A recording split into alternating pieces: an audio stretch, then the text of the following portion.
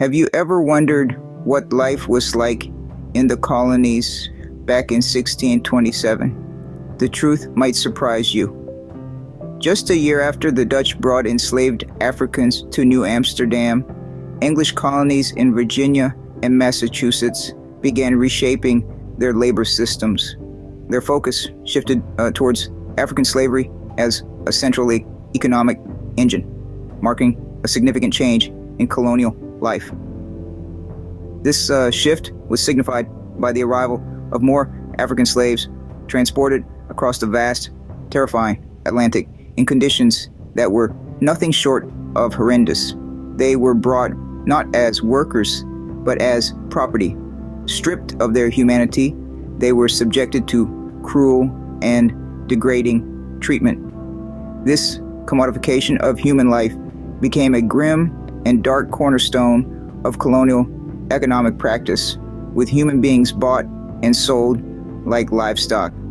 This dehumanizing system was rapidly becoming the backbone of colonial economy, setting the stage for a future that would be marked by the echoes of these decisions. The events of 1627 didn't just change the economy, they dramatically altered society itself.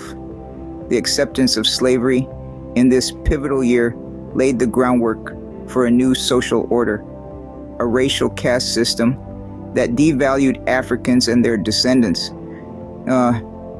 reducing them to the status of property. This system, based on the color of one's skin, was not just an unfortunate byproduct, but a calculated move, crafted to justify the brutalities inflicted upon those enslaved. It wasn't just about legitimizing inhuman treatment. It was about institutionalizing it, making it an accepted norm. This grim reality was woven into the very fabric of the emerging American society, creating a paradigm of racial inequality that has persisted for centuries. The societal norms we see today had their roots in this deeply flawed system, a haunting reminder of how the past can echo into the present, shaping perceptions and attitudes in ways both subtle and profound. With great wealth came great suffering, and the economic boom of 1627 had a dark underbelly. The economic implications of slavery were profound. Enslaved Africans were forced to toil on tobacco farms in Virginia, their sweat and blood fueling a prosperity that was not theirs to enjoy. This model was not unique to Virginia, but was replicated across the colonies, revealing a chilling truth. The economic benefits of slave labor were a powerful incentive for the further importation and brutal exploitation of African slaves. The promise of wealth blinded many to the immense human cost. This wasn't just labor. It was a wrenching away of freedom, a stripping away of dignity. It was the birth of a system where human beings were reduced to mere commodities, traded in markets, and used to build fortunas.